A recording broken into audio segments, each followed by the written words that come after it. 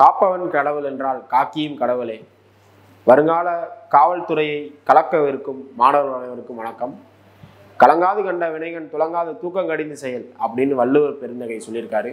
So இந்த குறளுக்கான அர்த்தம் என்னன்னு சொல்லி பார்த்தீங்கன்னா, நம்ம மனம் கலங்காமல் எடுத்துக்கொண்ட ஒரு செயலின் கண், அந்த செயலை வந்து பார்த்தீங்கன்னா மனம் தளராமலும் மனம் சோர்வடையாமலும் அந்த செயலை நம்ம செஞ்சு முடிக்கணும். ஸோ அதுக்கான காலம் தான் இது. போலீஸ் தேர்வுக்கு இன்னும் ஒரு மாத காலம் தான் குறைந்தபட்சம் இருக்குது. அந்த தேர்வு காலத்தில் நம்ம ஒரு சீரியஸ் கொண்டு போயிட்டு இருக்கோம், வரலாற்று காவலன் அப்படின்ற பேரில். ஸோ வரலாறு ஒவ்வொரு ஆசிரியர் எடுத்துகிட்டு இருந்திருப்பாங்க. ஸோ எனக்கு இந்த வாய்ப்பை கொடுத்ததுக்கு டேப் ஐஏஎஸ் அகாடமிக்கு நன்றி. ஸோ இன்றைக்கான வகுப்பில் வந்து பார்த்திங்கன்னா இடைக்கால இந்திய வரலாற்று ஆதாரங்கள், மிடில் இந்தியாவில் என்னென்ன வரலாற்று ஆதாரங்கள் இருந்துச்சு. இப்போ வரலாறு என்பதே ஒரு புனைக்கதை தான். வரலாறு என்பதை விசாரிப்பதன் மூலம் கற்றுக்கொள்வது தான். வரலாறு இல்லாமல் எதுவுமே இல்லை. ஓகேங்களா? அப்படி சொல்லி தான் நம்ம ஆரம்பிப்போம். அதில் சான்றுகள் இல்லாமல் ஒரு வரலாற்றை நம்ம படிக்கவே முடியாது. வரலாறை வந்து மூணாக பிரிக்கிறாங்க. எப்படி பிரிக்கிறாங்கன்னா, வரலாற்றுக்கு முந்தைய காலம் அப்படின்னு சொல்லி பிரிக்கிறாங்க. வரலாற்றுக்கு முந்தைய, இதெல்லாம் ஃபர்ஸ்ட் கிளாஸில் சொல்லியிருப்பாங்க, இருந்தாலும் எனக்கு அங்கேருந்து கொண்டு வரேன் நான். வரலாற்றுக்கு முந்தைய காலம் அப்படின்னு சொல்லி பிரிக்கிறாங்க. ஸோ இதை வந்து என்ன தெரியாது, இதெல்லாம் கற்காலம். இதில் என்னெல்லாம் வருது, கற்காலம் வருது. அதில் எப்படி மக்கள் வாழ்ந்தாங்க, என்னெல்லாம் யாரெல்லாம் இருந்தாங்கன்னு சொல்லி நம்ம படித்து தெரிஞ்சுக்கிற முடியாது. அது வந்து வரலாற்றுக்கு முந்தைய காலம். அதுக்கப்புறம் வந்து பார்த்தீங்கன்னா வரலாற்று தொடக்க காலம். வரலாற்று தொடக்க காலம் இதுக்கு எடுத்துக்காட்டு என்னது, கற்காலம். வரலாற்று தொடக்க காலம் அப்படின்னா இருக்கக்கூடிய சான்றுகள் இருக்கும், ஆனால் எப்படின்னு சொல்லி படித்து தெரிஞ்சுக்கிற முடியாது. சான்றுகள் எல்லாமே இருக்கும், எழுத்துப்பூர்வமான கல்வெட்டுகள் எதாவது இருந்தாலுமே அதை எதுவுமே நம்ம படித்து எப்படி வாழ்ந்தாலும் தெரிஞ்சுக்கிற முடியாது. ஸோ அதுக்கு என்ன எடுத்துக்காட்டு அப்படின்னு சொல்லி பார்த்தீங்கன்னா சிந்து சமவெளி நாகரிகம். அது என்னதான் சித்திர வடிவ எழுத்து முறை இருந்தாலும் நம்ம என்ன எப்படின்னு சொல்லி தெரிஞ்சுக்கிற முடியாதா? அப்போ வந்து அது வரலாற்று தொடக்க காலம். அதுக்கப்புறம் வந்து பார்த்தீங்கன்னா வரலாற்று காலம். ஸோ இதுக்கு வந்து என்ன இருக்கும், கல்வெட்டு இருக்கும், நாணயம் இருக்கும், இலக்கிய சான்றுகள் இருக்கும், பயண குறிப்புகள் இருக்கும், இப்படி பலவிதமான சான்றுகள் இருக்கும். இதை நம்ம படித்து எப்படி வாழ்ந்தார்கள் என்று தெரிந்து கொள்ள முடியும். ஸோ அதனால இது வந்து என்னது, வரலாற்று காலம் அப்படின்னு சொல்லிட்டு மூன்றாக பிரிக்கப்படுது. ஓகேங்களா? ஸோ அப்போ இடைக்கால இந்திய வரலாற்று ஆதாரங்கள் இந்த பாடத்திலேருந்து பிசி எக்ஸாம்லையும் எஸ்ஏ எக்ஸாம்லையும் வட்ட ஒரு கொஸ்டின் இந்த பாடத்திலேருந்து கேட்டுருவாங்க. ஸோ ரொம்ப முக்கியமான பாடம் இது. ஸோ பிசி எக்ஸாம் லாஸ்ட்டாக நடந்த பிசி எக்ஸாமில் கூட கேட்டிருந்தாங்க ஒரு கொஸ்டின், சந்து பரதா இல்லையா பிருத்திவிராஜ் ராசோ அப்படின்ற கேள்வி. அது இந்த பாடத்திலேருந்து தான் கேட்கப்பட்டுச்சு. ரொம்ப முக்கியமான பாடம் இது. வாங்க அந்த பாடத்துக்குள்ளே போவோம். ஸோ இடைக்கால இந்தியாவில் வரலாற்று ஆதாரங்கள் என்னென்ன இருந்துச்சு. ஸோ இந்த பாடத்தில் நம்ம என்னெல்லாம் தெரிஞ்சுக்க போறோம் அப்படின்னு சொல்லி பார்த்தீங்கன்னா, இடைக்கால இந்தியாவின் வரலாற்றுக்கான சான்றுகளை அறிந்து கொள்ளுதல். மிடில் இந்தியாவில், இடைக்கால இந்தியாவில் என்னென்னலாம் சான்றுகள் இருந்துச்சு, அது யாரோட சான்றுகள், எந்த மன்னர்களுடைய சான்றுகள்னு இந்த பாடத்தில் படிக்க போறீங்க. ஒன்று. அதுக்கடுத்து கோவில்கள், மசூதிகள், கல்லறைகள், அரண்மனைகள், கோட்டைகள் ஆகிய முக்கிய சான்றுகளை அறிதல். என்னென்ன கோயில் இருந்துச்சு, யார் யார் கட்டினது, எந்தெந்த மசூதி எங்கெங்க இருக்கு, யார் யார் கட்டினது. ஸோ அதுக்கப்புறம் அரண்மனைகள் எங்கெங்க, கோட்டைகள் யார் யார் கட்டினது, அதெல்லாம் நீங்க படிக்க போறீங்க இந்த பாடத்துல. அதுக்கப்புறம் இலக்கியங்கள், எந்தெந்த இலக்கியங்கள் யார் யார் எழுதுனதுங்க. பொறிப்புகள், கல்வெட்டு. பொறிப்புகள் ரெண்டு டைப் இருக்கு, கல்வெட்டு இருக்கு, செப்புப்பட்டை இருக்கு. யாரோட கல்வெட்டு, யாரோட செப்புப்பட்டையா, அதெல்லாம் நீங்க இங்க படிக்க போறீங்க. ஸோ இதெல்லாம் புரிந்து கொள்வது. அரேபிய துருக்கிய பயணிகளின் பயண நூல்களை அறிந்து கொள்ளுதல். வெளியூர்ல இருந்து இங்க வந்தாங்க, அரேபியா, துருக்கியா, இத்தாலி, இப்படி ரஷ்யா, இப்படி பல நாடுகள்ல இருந்து இந்தியாவுக்கு வந்து அவங்களோட பயண குறிப்புகள் எழுதி அதைத்தான் இன்னைக்கு நம்ம படிச்சுக்கிட்டு இருக்கோம். இவங்க இந்த இப்படிலாம் எழுதி வச்சுட்டு போனதான் நம்ம படிச்சுக்கிட்டு இருக்கோம். ஸோ அப்போ அவங்க யார் யார் எந்தெந்த நாட்டில இருந்து வந்தாங்க, அவங்க எழுதின நூல்கள் என்ன அப்படின்னு சொல்லி படிக்கிறதா இந்த பாடம். ரொம்ப சுவாரஸ்யமான பாடம், ஷார்ட்கட்டோட பார்க்கலாம் வாங்க. ஸோ இடைக்காலத்துல ரெண்டு டைமா பிரிக்கிறாங்க. இடைக்காலத்துல எப்படி பிரிக்கிறாங்க, ரெண்டு டைமா பிரிக்கிறாங்க. இந்திய வரலாற்றில் கிபி 700 முதல் கிபி 1200 வரை என்னதான், ஸோ தொடக்க இடைக்கால வரலாறு, தொடக்க இடைக்கால இந்திய வரலாறு என்று சொல்கிறார்கள். 1700 இருந்து 1200 வரையும். ஓகேங்களா? இப்போ நம்ம பொது ஆண்டுன்னு மாத்திட்டோம். ஏன் பொது ஆண்டுக்கு முன் பொது ஆண்டுன்னு மாத்திட்டோம்? ஏன்னா எந்த ஒரு வரலாற்று பாடம் என்பது ஒரு மதத்தை சார்ந்ததாக இருக்கக்கூடாது. கிறிஸ்து பிறப்பிற்கு முன், அதாவது கிறிஸ்து பிறப்பிற்கு பின், கிறிஸ்து பிறப்பிற்கு முன்னு சொல்லி முன்னாடி இருந்துச்சு, கிமு கிபின் என்று இருந்தது. அதை வந்து என்னவா இருக்கக்கூடாதுன்னு சொல்லிட்டாங்க, மதம் சார்ந்து இல்லாம பொதுவான படிக்கும் போது பொது ஆண்டுக்கு முன் பொது ஆண்டு அப்படின்னு சொல்லி மாத்திட்டாங்க. ஸோ அப்போ கிபி 700 முதல் கிபி 1200 வரை தொடக்க இடைக்கால இந்திய வரலாறு. ஸோ அதுக்கப்புறம் வந்து பார்த்தீங்கன்னா 1200 முதல் 1700 வரை பின் இடைக்கால இந்திய வரலாறு என்று அழைக்கப்படுகிறது. ஸோ இந்த இதில் வந்து பார்த்தீங்கன்னா இந்த பேரால இது மட்டும்தான் கொஞ்சம் படிக்கிற மாதிரி இருக்கக்கூடிய பாயிண்ட். ஸோ அதுக்கப்புறம் இருக்கிறதெல்லாம் கொஞ்சம் கொஸ்டின் கேட்குற மாதிரி பாயிண்ட்ஸ் கிடையாது. ஸோ அதுக்கப்புறம் இந்த பாயிண்ட் தான் கொஸ்டின் கேட்குற மாதிரி பாயிண்ட். ஏன்னா பாக்ஸ் கொஸ்டின் வேறையா. ஸோ அதனால் இந்த இடத்துல பார்க்கலாம். இதை நான் படிக்கணுமா சார் பிசி எக்ஸாமுக்கு எஸ்ஏ எக்ஸாமுக்கு அப்படின்னு கேட்டால் தேவையில்லை. இந்த பாயிண்ட் கேட்கறதுக்கான வாய்ப்பு கம்மி.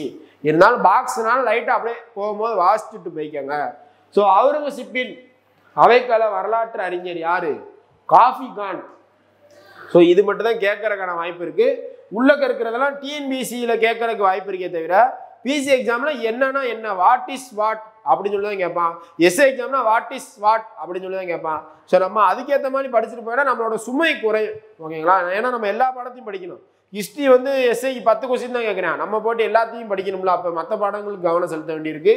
ஸோ காஃபி கான் ஸோ அவர் சொல்றாரு, விசுவாசம் உள்ளவராக இருத்தல், லாபநோக்கம் இன்மை, ஆபத்துக்கு அஞ்சாமை, ஒருதலை பட்சமாக இல்லாத இருத்தல், விருப்பு வெறுப்பின்றி இருத்தல், நண்பருக்கு அந்நியருக்கும் இடையே வேற்றுமை பாராமை, நேர்மையுடன் எழுதுதல் ஆகிய வரலாற்று ஆசிரியரின் கடமைகள். வரலாற்று ஆசிரியருக்கு கூட கடமைகள். அவர் யாருக்குமே அஞ்சாம இருக்கணும், நேர்மையா இருக்கணும், நண்பருக்கும் பகைவருக்கும் இடையே வேற்றுமை அறிஞ்சு கொள்ளக்கூடிய ஆளா இருக்கணும். ஸோ அப்படி வேற்றுமை பார்க்காத டிஃபரன்ஷியேட் இல்லாம இப்ப வரலாற்று ஒருத்தவர் எழுதுறாரு. இப்ப காந்தியை பத்தி ஒரு ஆள் எழுதுறாரு. அவர் காந்தியோட ஃப்ரெண்டா இருந்தா காந்தியை தூக்கி வச்சு பேசுறாரு. அப்படி இருக்கக்கூடாது. ஒரு வரலாற்று ஆசிரியர் என்பவர் அவருக்கு நண்பரா இருந்தாலும் எதிரியா இருந்தாலும் வேற்றுமை பாராம எல்லாருக்கும் ஒரே சமமா எழுதணும். நடுநிலை தன்மையோட அவருடைய வரலாற்று ஆசிரியரா இருக்கணும் அப்படின்னு சொல்லிட்டு தான் இந்த பாக்ஸ்ல சொல்றாங்க. காஃபி கான் அவுரங்கசீப் அவையில இருக்கக்கூடிய அவைக்கல வரலாற்று அறிஞர் காஃபி கான் சொல்றாரு. ஸோ என்னென்ன சான்றுகள் இருக்கு அப்படின்னு சொல்லி பார்க்குறோம். சான்றுகளை 2 டைப்பா பிரிக்கிறாங்க. ஒன்று முதல் நிலை சான்றுகள், இன்னொன்று 2ஆம் நிலை சான்றுகள். 2 டைப்பா பிரிக்கிறாங்க. ஸோ முதல்நிலை சான்றுகள்னா என்ன அப்படின்னு சொல்லி பார்க்குறோம். பொறிப்பு. பொறிப்புல 2 இருக்கு. என்ன இருக்கு? கல்வெட்டு, செப்பு பட்டயங்கள் அப்படின்னு சொல்லி 2 இருக்குப்பா. நினைவு சின்னங்கள் இருக்கு, நாணயங்கள் இருக்கு. இவங்க எல்லாம் என்ன சொல்றாங்க? முதல்நிலை சான்றுகள், பிரைமரி அப்படின்னு சொல்லி சொல்றாங்க. முதல் நிலையா இருக்கக்கூடிய சான்றுகள் அப்படின்னு சொல்லி சொல்றாங்க. பொறிப்புனா கல்வெட்டு, செப்பு பட்டயம், நினைவு சின்னங்கள், நாணயங்கள். 2ஆம் நிலை சான்றுகள் என்ன சொல்றாங்க? இலக்கியம் இருக்குன்றாங்க, கால வரிசையான நிகழ்வு பதிவுகள், பயண குறிப்புகள், சுயசரிதைகள், வாழ்க்கை வரலாற்று நூல்கள், இதெல்லாமே இருக்குன்னு சொல்லி சொல்றாங்க. ஸோ இந்த இடத்துல இருக்கும் அந்த பாயிண்ட். நம்ம வரி வரியா எல்லாத்தையும் தான் படிக்க போறோம். வாழ்க்கை வரலாற்று நூல்கள், சுயசரிதைகள். வாழ்க்கை வரலாற்று நூல்னா என்னோட வாழ்க்கையை வேற அவனா எழுதுனா அது வாழ்க்கை வரலாற்று நூல். சுயசரிதை என்றால் என்னோட வாழ்க்கை வரலாறு நானே எழுதுனா அதுக்கு பேர் என்னது?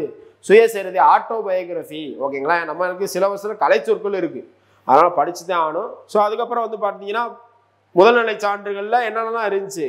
முதல்நிலை சான்றுகள்ல பொறிப்புகள், நினைவு சின்னங்கள், நாணயங்கள். அப்போ முதல்நிலை சான்றுகள்ல பொறிப்புகள் என்னென்ன இருக்குன்னு படிக்க போறீங்க. அதுதான் அந்த பாடத்துல கொடுத்துருக்காங்க. ஸோ பொறிப்புகள் என்பன பாறைகள், கற்கள், கோயில் சொல், உலோகங்கள் எல்லாவற்றிலும் மேற்பரப்புல என்ன செஞ்சிருப்பாங்க? உளியை வச்சு பொறிப்பு பண்ணியிருப்பாங்க. ஸோ ஓகேங்களா? ஸோ உலோகங்கள்னா செம்பு உலோகங்கள் தான் அதிகமாக பயன்படுத்தப்பட்டுச்சு. ஓகேங்களா? செப்பு பட்டயம் அப்படின்ற பேரு செம்புல் செய்யப்பட்ட பட்டயம் தான். ஸோ அதில் கொஸ்டின் ஏரியா மட்டும் நம்ம பார்க்குறப்ப பிஎஸ்சிக்கு எஸ்ஐக்கு கொஸ்டின் கேட்கறது மட்டும் தான் நம்ம படிக்க போகிறேன். தேவையில்லாதெல்லாம் நானே ஒதுக்கி கொடுத்துருவேன் உங்களுக்கு. ஓகேவா? 13ஆம் நூற்றாண்டு முதலாக இஸ்லாமிய பாரசீகத்தின் நடைமுறைகளின் காரணமாகவும் செப்பு பட்டைகளின் விலை அதிகமாக இருந்ததனால் விளைவாகவும் என்ன பண்ணிட்டாங்களா? மாற்றமா பனை ஓலைகளும் காகிதமும் பயன்பாட்டுக்கு வந்தன. ஓகேங்களா? பிற்கால சோழர் காலத்துல செப்பு பட்டயங்கள் அதிகமாக வந்துச்சு. ஸோ அதுல வந்து செப்பு பட்டயங்கள் யார் யாருக்கெல்லாம் கொடுத்துருக்காங்கன்னு பாருங்களேன். சமண சமயத்தை சேர்ந்த தனிப்பட்ட குருமார்களுக்கோ, துறவிகளுக்கோ அல்லது புகழ்பெற்ற மனிதர்களுக்கோ வழங்கப்பட்ட கொடைகள் பதிவு செய்யப்பட்டுள்ளன. இவற்றில் கொடை வழங்கியவர், கொடை பெற்றவர் ஆகியோர் குறித்த விரிவான செய்திகள் இடம்பெற்றுள்ளன. இதற்கு முரணாக கல்வெட்டுகள் உள்ளடக்கத்தில் மாறுபடுகின்றன. கல்வெட்டுல யார் மட்டும்தான் இருக்கான்? கொடை வழங்கியவரின் அரசியல்கள் மட்டுமே பதிவு செய்யப்பட்டுள்ளது. செப்பு பட்டயங்கள்ல வாங்கினவை யாரு, கொடுத்தவை யாருன்னு இருக்கு. ஆனா எதுல கல்வெட்டுகள் என்ன இருக்கு? வழங்கியவருடைய பேரு, அவரை பத்தின நல்ல விஷயம் மட்டும்தான் கல்வெட்டுல இருக்கு அப்படின்னு சொல்லி சொல்றாங்க. ஓகேங்களா? ஸோ இது இப்ப கூட குரூப் 2 எக்ஸாம்ல கேட்டிருந்தாங்க. ஸோ முதலாம் ராஜேந்திர சோழனின் திருவாலங்காடு செப்பேடு. ஓகேங்களா? திருவாலங்காடு செப்பேடு. உலகத்தை ஆள போறதான் யாருதான்? இனிமே எந்திரங்கள் தான் ஆள போகுது. அப்ப திரு ஆலங்காடு செப்பேடு என்றால் முதலாம் ராஜ எந்திரன் அப்படி என்று நம்ம ஞாபகம் வச்சுக்கணும். எந்திரன் வருதா? ராஜ எந்திரன் வருதா? திருவாலங்காடு ஆளன்னு வருதா, அப்ப உலகத்தை ஆள போறது இனிமே எந்திரம் தான். திருவாலங்காடு செப்பேடு முதலாம் ராஜ எந்திரன் அப்படின்னு நான் வச்சுக்க போறோம். அதுக்கடுத்து சுந்தர சோழனின் அன்பில் செப்பேடு, இதுவும் எஸ்ஏ எக்ஸாம் கொஸ்டின் தான். ஸோ சுந்தர சோழனின் அன்பில் செப்பேடு, அன்பா இருந்தா அழகா இருக்கும், நீங்க அன்பா இருந்தீங்கன்னா அழகா இருப்பீங்க. சுந்தரம் என்றால் அழகு என்று அர்த்தம். ஓகேவா? ஸோ சுந்தர சோழனின் அன்பில் செப்பேடு. அதுக்கப்புறம் வந்து பாருங்க, இப்ப செங்கல்பட்டுல போயிருச்சு உத்தரமேரூர் கல்வெட்டு. ஸோ உத்தரமேரூர் கல்வெட்டு யாருடையது? முதலாம் பராந்தக சோழனுடையது. பராந்தகன் சோழனுடைய முதலாம் பராந்தகனின் உத்தரமேரூர் கல்வெட்டு. கிராமங்கள் எவ்வாறு நிர்வகிக்கப்பட்டன? அப்ப சோழர்களின் கிராம நிர்வாக முறையை குறித்து கூறும் கல்வெட்டு எது? உத்திரமேரூர் கல்வெட்டு. ஓகேங்களா? ஸோ எக்ஸ்ட்ராவா படிக்கலாம் அப்படின்னு சொல்லி பார்த்தீங்கன்னா, பாண்டியர்களுடைய நிர்வாகத்தை பத்தி சொல்லக்கூடியது மானூர் கல்வெட்டு, பல்லவர்களுடைய நிர்வாகத்தை பத்தி சொல்லக்கூடியது திருச்சிராப்பள்ளி கல்வெட்டு. ஆனால் அது பிசிஎஸ்சி எக்ஸாமுக்கு வராது, ஏன்னா அது ஸ்கூல் புக்ல கிடையாது. ஸோ எக்ஸ்ட்ரா தகவல் தான், உங்களுக்கு இன்டர்வியூக்கு யூஸ் ஆகிறதுக்கு வாய்ப்பு இருக்கு. எஸ்ஐ பிசிஆர் தான், அதுவும் தேவை. ஓகேவா? இது இம்பார்ட்டண்டான ஒரு விஷயம். ஸோ எல்லா பசங்களும் கவனமாக பாருங்க இந்த இடத்துல. ஸோ இது ரொம்ப இம்பார்ட்டன்ட், எக்ஸாமில் கேட்கக்கூடியது. வேளாண் வகை அப்படின்னா பிராமணர் அல்லாத உடைமையாளருக்கு சொந்தமான நிலங்கள் எப்படி அழைக்கப்படுகிறது? வேளாண் வகை என்று அழைக்கப்படுகிறது. ஸோ அதே மாதிரிக்கு வந்து பார்த்தீங்கன்னா பிரம்மதேயம், இது பிராமணருக்கு கொடையாக வழங்கப்பட்ட நிலங்கள் எப்படி அழைக்கப்படுது? பிரம்மதேயம். அப்போ வேளாண் வகைனா யாருக்கு? பிராமணர் அல்லாதவங்களுடைய சொந்த நிலங்கள் வேளாண் வகை. பிரம்மதேயம் பிராமணர்களுக்கு கொடையாக வழங்கப்பட்ட நிலங்கள் என்னது? பிரம்மதேயம். ஓகேங்களா? ஸோ அதுக்கப்புறம் வந்து பாருங்களேன், சாலபோகம். சாலபோகம் சாலை, கல்வி சாலை அப்படின்னு சொல்லி தான் நம்ம சொல்லுவோம். கல்லூரி சாலை, கல்வி சாலை, பள்ளிக்கூட சாலை. சாலை என்றாலும் என்னதான்? கல்வி தான், கல்வி நிலையம் தான். அப்ப சாலபோகம் அப்படின்னு என்றால் கல்வி நிலையங்களை பராமரிப்பதற்காக வழங்கப்பட்ட நிலங்கள். தேவதானம். தேவதானம் அப்படின்ட்டு தெய்வம் அப்படின்னு சொல்றான், இல்ல தேவர்கள் அப்படின்னு சொல்றான். ஸோ அந்த இடத்துல என்ன இருக்கும்? கோயில்களுக்கு கொடையாக வழங்கப்பட்ட நிலங்கள் தேவதானம். பள்ளி சந்தம், பள்ளின்னு கல்வி நிலையம் போட்டக்கூடாது. ஓகேவா? சமணர்களுக்கு பள்ளி, சமணப்பள்ளி அப்படின்னு தான் சொல்லுவாங்க.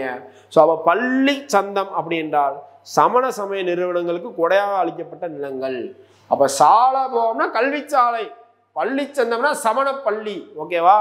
ஸோ இதெல்லாம் சோழர்கள் காலத்தில் கொடையாக வழங்கப்பட்ட நிலங்கள். சோழ அரசர்கள் வழங்கப்பட்ட பல்வேறுபட்ட நிலக்கொடைகளை கல்வெட்டுகள், செப்புப்பட்டைகள் வாயிலாக நம்ம அறிந்து கொள்ள முடிகிறது. ஓகேங்களா? ஸோ அப்போ அது வந்து வேறு இதுதான். அப்போ பொறிப்புகளில் நம்ம கல்வெட்டுகளும் செப்புப்பட்டைகளும் படிக்கணும். அடுத்து நினைவு சின்னங்கள்ன்ற டாபிக் போகிறோம். நினைவு சின்னங்கள் அது எங்கெங்கெல்லாம் இருக்குன்னு பாருங்க. கோயில் இருக்கு, அரண்மனை இருக்கு, மசூதி இருக்கு, கல்லறை இருக்கு, கோட்டை இருக்கு, கோபுரம் இருக்கு, ஸ்தூபி இருக்கு. அப்போ இத்தனை இடங்கள் நினைவு சின்னங்கள் இருக்கு. நம்ம எக்ஸாமில் என்ன கேட்குறாங்கன்னு அதை மட்டும் தான் படிக்க போகிறோம். டக்குன்னு வரோம், எக்ஸாமில் கேட்குறாங்க சார் அதை மட்டும் சொல்லுங்க சார் அப்படின்றாங்க சில பேர். கஜுராஹோ மத்திய பிரதேசம் என்னும் இடத்தில் உள்ள கோயில்கள். ராஜஸ்தான்ல மவுண்ட் அபு. ஓகேங்களா? மவுண்ட் அபுன்னு சொல்லுவாங்க, அபு குன்று, மவுண்ட் அபு. தில்வாரா டெம்பிள். இதெல்லாம் எஸ்எஸ்சி எக்ஸாமுக்குள்ள வந்து பார்த்தீங்கன்னா பல தடவை கேட்டாங்க. ஸோ அப்படி ஒரு கொஸ்டின். ஸோ மத்திய பிரதேசத்தில் இருக்க கஜுராஹோ கோயில், கஜுராஹோ டெம்பிள் 3 மதத்தோட பாணியிலும் கட்டப்பட்ட கோயில். 6th ஹிஸ்டரி புக்ல படிச்சிருந்திருப்பீங்க. ஓகேங்களா? ஸோ அது என்ன 3 மதம், என்ன 3 மதம்னு சொல்லிட்டு கமெண்ட்ல போடுங்க. ஓகேவா? ஸோ அதுக்கப்புறம் ராஜஸ்தான் மாநிலம் தில்வாராவில் இருக்கக்கூடிய மவுண்ட் அபுவில் இருக்கக்கூடிய தில்வாரா கோயில். ஸோ அதுக்கப்புறம் கோனார்க் சூரிய கோயில், ஒயிட் இது பிளாக் பகோடான்னு சொல்லுவாங்க அந்த கோயில. பூரி ஜெகநாதர் கோயில் அங்கே தான் இருக்கு, அதை ஒயிட் பகோடான்னு சொல்லுவாங்க. ரசகுல்லா கொடுப்பாங்க கோயிலில், ஒயிட் பகோடா என்று கூறுவார்கள். சூரிய கோயில் கோனார்க்ல நம்ம 10 ரூபா நோட்டுக்கு பின்னாடி இருக்கும். நம்ம புது 10 ரூபா நோட்டுக்கு பின்னாடி சூரிய கோயில் தான் இருக்கும். ஸோ அதை பிளாக் பகோடா என்று கூறுவார்கள். நம்ம மகாபலிபுரம், மாமல்லபுரம் இருக்குல்ல, அதை சப்த பகோடா என்று சொல்லுவாங்க. ஓகேங்களா? ஸோ அப்போ ஒடிசால இருக்கு. ஆகிய வட இந்தியாவில் சமயத்தை மையமாக கொண்ட பண்பாட்டின் பரிணாம வளர்ச்சி கூறுது. அதுக்கப்புறம் நம்ம ஊர்ல இருக்குல்ல, சோழர்களோட 3 கோயில்கள் யுனெஸ்கோ பாரம்பரிய தலமாக 87 அறிவிக்கப்பட்டுச்சு. எப்ப? 1987 யுனெஸ்கோ பாரம்பரிய தலமாக அறிவிக்கப்பட்ட தஞ்சை பிரகதீஸ்வரர் கோயில், கங்கை கொண்ட சோழபுரம், அரியலூர்ல இருக்குல்ல கங்கை கொண்ட சோழபுரம் அந்த கோயில். ஸோ அதுக்கப்புறம் தாராசுர கோயில். ஓகேங்களா? 11th ஸ்கூல் புக்ல கொடுத்துருக்கான். பெரிய புராணத்தோடைய கதைகள் அப்படியே தாராசுரத்துல ஓவியமா இருக்கு அப்படின்னு சொல்லி. ஸோ அப்போ அந்த மாதிரி இருக்கக்கூடிய 3 கோயில்களுமே சோழர்களின் கோயில் என்று யுனெஸ்கோ பாரம்பரிய தலமா அறிவிக்கப்பட்டது. இப்ப எத்தனை யுனெஸ்கோ பாரம்பரிய தலம் இருக்கு? 44 யுனெஸ்கோ பாரம்பரிய தலம் இருக்கு. இப்ப சிவாஜியோடைய 12 கோட்டைகள், செஞ்சி கோட்டை உட்பட 12 கோட்டைகள் 44 யுனெஸ்கோ பாரம்பரிய தலமா வந்துச்சா? சோ அப்ப அதை படிக்கணுமா?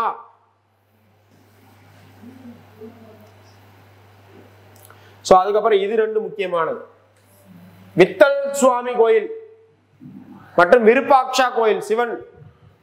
வித்தல் சுவாமி கோயில் சிவன், ஓகேவா? ஸோ இந்த ரெண்டு கோயில் விஜயநகர பேரரசோட முக்கியமான 15ஆம் நூற்றாண்டோட முக்கியமான கோயில். இது வந்து கிருஷ்ணதேவராயல் கட்டப்பட்டது, கிருஷ்ணதேவராயரால் கட்டப்பட்டது, ஓகேங்களா? அடுத்து குவத்துல் இஸ்லாம், மசூதிக்கு வந்துட்டோம். இப்ப நினைவு சின்னங்கள்ல ஃபர்ஸ்ட் என்ன இருந்துச்சு? கோயில்கள் தான் இருந்துச்சு. அதுக்கடுத்து அரண்மனை மசூதிலாம் இருந்துச்சு. இப்போ மசூதி பார்க்குறோம். குவத்துல் இஸ்லாம், ஓகேங்களா? டெல்லியில இருக்கக்கூடிய குவத்துல் இஸ்லாம், இது யார் கட்டினது? குவத்துல் இஸ்லாம் குதுப்புதீன் ஐபக் அப்படின்றவரால கட்டப்பட்டது, ஓகேவா? அடுத்து மோத்தி கி மசூதி. சார் என்ன சார், மோத்தி மசூதி வேற, மோத்தி கி மசூதி வேற, ஓகேங்களா?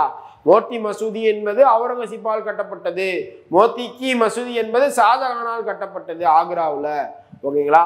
ஷாஜகானால் ஆக்ராவில் கட்டப்பட்டது மோத்தி கி மசூதி, அவுரங்கசீப்பால் டெல்லியில் கட்டப்பட்டது மோத்தி மசூதி. இது ரெட் ஃபோர்ட்டுக்குள்ள இருக்கு. ஸோ அந்த இடத்துல வேறுபாடு தெரியணும்யா. ஜும்மா மசூதி சும்மா கட்டினவர் யாரு? ஷாஜகான். அதனாலதான் அவர் கட்டிடக்கலையின் அரசன் என்று அழைக்கப்படுறாரு. ஸோ அதுக்கப்புறம் வந்து பாத்தீங்கன்னா பதேபூர் சிக்ரி, பதேபூர் சிக்ரியை கட்டினவர் யாரு? அக்பரு. ஸோ வெற்றி நகரம் என்று அழைக்கப்படக்கூடிய அக்பரு கட்டினது தான் என்னது? பதேபூர் சிக்ரி. அதோட என்ட்ரன்ஸ் தான் என்னது? புலந்தர் வாசா, ஓகேவா? ஸோ குதுப் மினாரை கட்டினவர் யாரு? குத்புதீன் ஐபக்கு கட்ட தொடங்கியிருப்பாரு, இல்துமிஷ் வந்து கட்டி முடிச்சிருப்பாரு. அதோட என்ட்ரன்ஸ் தான் என்னது? அலைந்தர் வாசா. அதை கட்டினவர் யாரு? அலாவுதீன் கில்ஜி. ஸோ நீங்க கூகுள் மேப்ல பயன்படுத்தி 360 டிகிரியில் எல்லாத்தையும் பக்கத்துலேயே போய் பார்த்துக்கலாங்க. குதுப் மினார்னு போட்டு நீ மேப்ல போட்டு 360 போட்டேன்னா வந்துடும், ஓகேவா? ஸோ அதனால அதை பார்த்துக்கோங்க. ஏன்னா இந்த கிளாஸ் வந்து அரை மணி நேரம் கிளாஸ் தான். ஸோ எல்லாத்தையும் காட்ட முடியாது அந்த இடத்துல. ஸோ அதுக்கப்புறம் சார் மினார் ஹைதராபாத், சார் மினார் ஹைதராபாத்ன்னு தான் பூரா பேரும் படிச்சிருப்பாங்க சின்ன வயசுல இருந்து. அதை ஈஸியாக படிச்சுட்டு போயிடுவாங்க, ஓகேவா? ஸோ அப்போ பிரச்சனை இல்லை. மசூதிகள் படிச்சாச்சு, கோயில் படிச்சாச்சு. ஸோ அடுத்து முக்கியமான நகரங்கள்லாம் பார்க்குறோம், கோட்டைகள் பார்க்குறப்ப ஆக்ரா கோட்டையை கட்டினது யாரு? ஆக்ரா கோட்டை, ஆக்ரா கோட்டை, லாகூர் கோட்டை, அலகாபாத் கோட்டை, 3 கோட்டையும் கட்டினது யாருன்னா அக்பர். SSGD question. ஸோ ஓகேவா? நம்ம எல்லா எக்ஸாமும் தானே படிப்பாங்க நம்ம ஆளுங்க. அது சித்தூர் கோட்டை, குவாலியர் கோட்டை, டெல்லி செங்கோட்டை கட்டினது யாரு? ஷாஜகான், ஓகேவா? தௌலதாபாத் ஃபெரோசா கோட்லா ஸ்டேடியம் அப்படின்னு இருக்கும். ஃபெரோசா கோட்லா ஸ்டேடியம் டெல்லியில இருக்கு. அதை பேரை மாத்தினாங்க, என்ன மாத்தினாங்க? அருண்ஜேட்லி ஸ்டேடியம் பேரை மாத்தினாங்களா? ஸோ அதை படிச்சிருக்கணும், ஓகேவா? ஸோ அதுக்கப்புறம் முக்கியமானதுன்னு பார்த்தா ஜெய்சால்மர் வச்சு பார்த்தோம்னா ஜாகிரபியில வந்து மிகுந்த வெப்பமான பகுதி எது? ஜெய்சால்மர் தானே, மழை கம்மியாக பெய்யக்கூடிய பகுதி ராஜஸ்தான்ல இருக்கு. ஸோ அதுக்கப்புறம் குதுப் மினாரை கட்ட தொடங்கினவர் யாரு? குத்புதீன் ஐபக்கு. அதை கட்டி முடித்தவர் இல்துமிஷ். அதை சேதப்படுத்தப்பட்டதை வந்து ஏற்றி கட்டினவர் ஃபெரோசா துக்ளக்கு. அதோட என்ட்ரன்ஸு தான் என்னது? அலைந்தர் வாசா. குதுப் மினாரோட என்ட்ரன்ஸ் நுழைவாயில் தான் என்னது? அலைந்தர் வாசா. அலைந்தர் வாசாவை கட்டினது அலாவுதீன் கில்ஜி, புலந்தர் வாசாவை கட்டினது அக்பர். அதுக்கடுத்து முக்கியமானது நாணயங்கள். நாணயங்கள்ல அரசரோட பேர் இருக்கும், ஓகே. இது ரொம்ப முக்கியமான பாயிண்ட். லட்சுமி உருவம் பொறித்த கோரியின் நாணயம். அப்ப லட்சுமியின் உருவம் பொறித்த நாணயத்தை வெளியிட்ட முஸ்லிம் மன்னர் யாரு? முகமது கோரி, ஓகேவா? ஸோ கில்ஜி அரசரோட நாணயங்களை சும்மா போட்டோ தான் கொடுத்துருக்காங்க, வேற எதுவும் டீட்டெயில் கிடையாது. முகமது கோரி தான் வெளியிட்ட தங்க நாணயத்தில் பெண் தெய்வமான லட்சுமியின் வடிவத்தை பதிப்பித்து தனது பெயரையும் பொறிக்க செய்திருந்தார். இந்நாணயம் இந்த தொடக்க கால துருக்கிய படையெடுப்பாளர் மத விஷயங்களில் தாராள தன்மையுடன் நடந்து கொண்டார் என்பதற்கான அனைத்து சாத்தியக்கூறிலும் உணர்த்துகிறது, ஓகேவா? அதுக்கடுத்து இது ரொம்ப முக்கியமான பாயிண்டியா. இந்த இடம் கேள்வி கேட்கக்கூடிய ஏரியா பாருங்க, சூப்பர். ஸோ டெல்லி சுல்தான்களின் காலகட்டத்தில் அறிந்து கொள்ள ஜிட்டால் என்னும் செப்பு நாணயம். ஜிட்டால் என்பது என்னது? செப்பு நாணயம். டங்கா என்பது என்னது? வெள்ளி நாணயம், ஓகேவா? வெள்ளி டம்ளர் டங்கா. ஜிட்டல் செம்பு, ஓகேவா? ஸோ ரெண்டுமே முக்கியமான நாணயம். ஸோ இது அரேபிய நாணய முறையை இந்தியாவுக்குள்ள கொண்டு வந்தது யாரு? அரேபிய நாணய முறை இந்தியாவில் கொண்டு வந்தது யாருன்னா இல்துமிஸ். அவர் தான் அரேபிய நாணய முறையை கொண்டு வந்தது. அவர் கொண்டு வந்தது அந்த ஜிட்டால் டங்கா நாணயங்கள். ஓகேவா? அதுக்கடுத்து பாருங்க, அலாவுதீன் கில்ஜியின் தங்க நாணயங்கள், முகமது பின் துக்ளக்கின் செப்பு நாணயங்கள் போன்றவை நாணயங்களின் பரவலான பயன்பாட்டில் இருந்தது. நாட்டின் பொருளாதார வளம், ஏன்னா முகமது பின் துக்ளக் இதுக்கு அப்புறமா தான் வந்தார். அவர் என்ன பண்ணிட்டாரு, அவர்கிட்ட காயின் அடிக்கிறதுக்கு வெள்ளி இல்லை. ஸோ அதனால அவர் என்ன செய்யறாரு, செம்பு நாணயமா புரோன்ஸ் வெண்கல நாணயமா மாற்றி வெளியிடுறாரு. அடையாள நாணய முறைன்னு கேட்டா முகமது பின் துக்ளக், அரேபிய நாணய முறைன்னு கேட்டா இல்துமிஸ். ஓகேவா? அந்த இடத்துல தெளிவாயிருச்சா? ஸோ பார்த்துக்கோங்க, ஸ்லோவாக வச்சு கூட வீடியோ பார்த்துக்கோங்கயா. நான் கொஞ்சம் ஃபாஸ்ட்டான வந்தே பாரத் எக்ஸ்பிரஸ்ஸு. ஸோ அதனால் நான் வேகமாகத்தான் போவேன். நீங்கள் கரெக்ட் பண்ணி 1ல் இருந்துச்சுன்னா 0.75 கூட வச்சு பார்த்துக்கோங்க. ஓகேவா? ஸோ அது ரொம்ப முக்கியமானது. ஜிட்டால் டங்கா வந்து அரேபிய நாணய முறை உள்ளே கொண்டு வந்தவர் இல்துமிஸ். அடையாள நாணய முறையை கொண்டு வந்து வெண்கல நாணயத்தை அறிமுகப்படுத்துறாரு முகமது பின் துக்ளக். பூரா பேர் வெண்கல நாணயத்தை வீட்டிலே அடிக்க ஆரம்பிச்சிடறாங்க. ஸோ அதனால் அவரோட ராஜ்யமே தோல்வியில் முடிஞ்சு போய் திவாலாகி போச்சு அவர் ராஜ்யமே. ஸோ அந்த அளவுக்கு ரொம்ப முரண்பாடான ஆளு முகமது பின் துக்ளக். ஒரு ஜிட்டால் ஈக்குவல் டு எவ்வளவா? நல்லா பாருங்க, ஒரு ஜிட்டால் ஈக்குவல் டு 3.6 வெள்ளி குன்றிமணிகளை கொண்டதாக உள்ளது. ஒரு ஜிட்டால் 48 ஜிட்டால் எதுக்கு சமமா? ஒரு வெள்ளி டங்காலுக்கு சமம். 48 ஜே ஈக்குவல் டு ஒரு வெள்ளி, அதாவது வெள்ளிக்கு வந்து சில்வர். ஓகேவா? 48 ஜே ஈக்குவல் டு 1 எஸ். எப்படி? 48 ஜிட்டால் ஈக்குவல் டு 1 வெள்ளி நாணயம். ஓகேவா? ஒரு ஜிட்டால் ஈக்குவல் டு 3.6 வெள்ளி குன்றிமணி. ஓகேவா? ஸோ பார்த்துக்கோங்க, பாக்ஸ் கொஸ்டின் ரொம்ப முக்கியமானது. அடுத்து சமய இலக்கியங்கள், 2ஆம் நிலை சான்றுக்கு போயிட்டான். அப்போ முதல் நிலை சான்று இருக்கு. முதல் நிலை சான்று என்னென்னலாம் பார்த்தோம்? முதல் நிலை சான்றுல ஃபர்ஸ்ட் பொறிப்புகள் பார்த்தோம். அந்த பொறிப்புகள் என்னென்னலாம் இருந்துச்சு? கல்வெட்டு இருந்துச்சு, செப்புப்பட்டையம் இருந்துச்சு. அப்படிதானே? அடுத்து முதல் நிலை சான்றுல பொறிப்புகள், ஃபர்ஸ்ட் பொறிப்புகள் பார்த்தோம். அடுத்து ரெண்டாவது என்னது பார்த்தோம்? நினைவு சின்னங்கள் பார்த்தோம். ஓகேவா? நினைவு சின்னங்கள் பார்த்தோம். நினைவு சின்னங்கள்ல கோயில் இருந்துச்சு, மசூதி இருந்துச்சு, கட்டடங்கள் நிறைய இருந்துச்சு. ஓகேவா? ஸோ அதுக்கப்புறம் என்ன பார்த்தோம்? ஒன்று பொறிப்பு, 2 நினைவு சின்னம், 3வது நாணயம் பார்த்தோம். இதெல்லாம் என்ன சான்றுகள்? முதல்நிலை சான்றுகள். இப்ப 2ஆம் நிலை சான்றுகள் தான் இந்த இலக்கியங்கள் பார்த்தோம். வாழ்க்கை வரலாற்று நூல்கள் பார்த்தோம். ஸோ அதுக்கப்புறம் சுயசரிதைகள் பார்த்தோம் 2ஆம் நிலை சான்றுகள்ல. ஸோ அதுதான் இப்போ அடுத்து கொண்டு வராங்க. அப்ப கல்வெட்டு செப்புப்பட்டைகள் என்னெல்லாம் பார்த்தோம்? திருவாலங்காடு கல்வெட்டு, 1ஆம் ராஜேந்திரன், அன்பில் செப்பேடு சுந்தர சோழன், உத்தரமேரூர் கல்வெட்டு 1ஆம் பராந்தகன், காஞ்சிபுரம் மாவட்டத்தில் இருக்குன்னு கொடுத்துருக்கான் ஸ்கூல் புக்கில். செங்கல்பட்டு போயிருச்சுன்னு நினைக்கிறேன், செக் பண்ணிக்கோங்க. ஸோ இதெல்லாம் வந்து என்னது? கல்வெட்டுகள், செப்பு பட்டயங்கள். செம்போட விலை அதிகமாகிடுச்சு, இஸ்லாமியர்கள் உள்ள வந்தோடனே பனை ஓலைகள் மாற்றிட்டான். ஓகேவா? ஸோ அதுக்கப்புறம் நினைவு சின்னங்கள், கோயில்கள் பார்த்தோம். கோயில்கள் என்னென்னலாம் கோயில் பார்த்தோம்? கஜ்ராகோ கோயில் பார்த்தோம் மத்திய பிரதேசத்தில், தில்வாரா கோயில் ராஜஸ்தான் மவுண்ட் அபு குன்றுகளில் பார்த்தோம். அதுபோக தஞ்சை பெரிய கோயில் பார்த்தோம், தாராசுரம் கோயில் பார்த்தோம், கங்கை கொண்ட சோழபுரம் பார்த்தோம். ஓகேவா? ஸோ அதுக்கப்புறம் மசூதிகள் பார்த்தோம். மசூதிகள் என்னென்ன மசூதிலாம் பார்த்தோம்? ஸோ குவத் உல் இஸ்லாம் அப்படின்ற மசூதி பார்த்தோம். கோயில்ல இன்னும் 2 கோயில் இருக்கு, விருப்பாக்சா கோயில், இத்தல் சுவாமி கோயில், விஜயநகரம் ஹம்பி நகரத்தில் இருக்குல்ல, அது பார்த்தோம். அதுக்கப்புறமா மசூதி பார்த்தோம், குவத் உல் இஸ்லாம் மசூதி பார்த்தோம். ஸோ அதுக்கப்புறம் மோத்திகி மசூதி பார்த்தோம், ஜும்மா மசூதி பார்த்தோம். அதுக்கப்புறம் சார்மினார் ஹைதராபாத்னு பார்த்தோமா?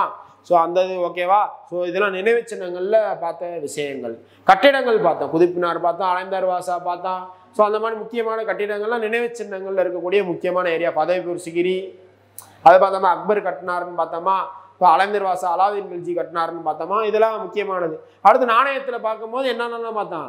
ஜிட்டால் பார்த்தோம், டங்கா பார்த்தோம், ஸோ அலாவுதீன் கில்ஜியின் தங்க நாணயங்கள் பார்த்தோம், அரேபிய நாணய முறை இல்துமிஸ், அடையாள நாணய முறை வந்து முகமது பின் துக்ளக்னு பார்த்தோமா.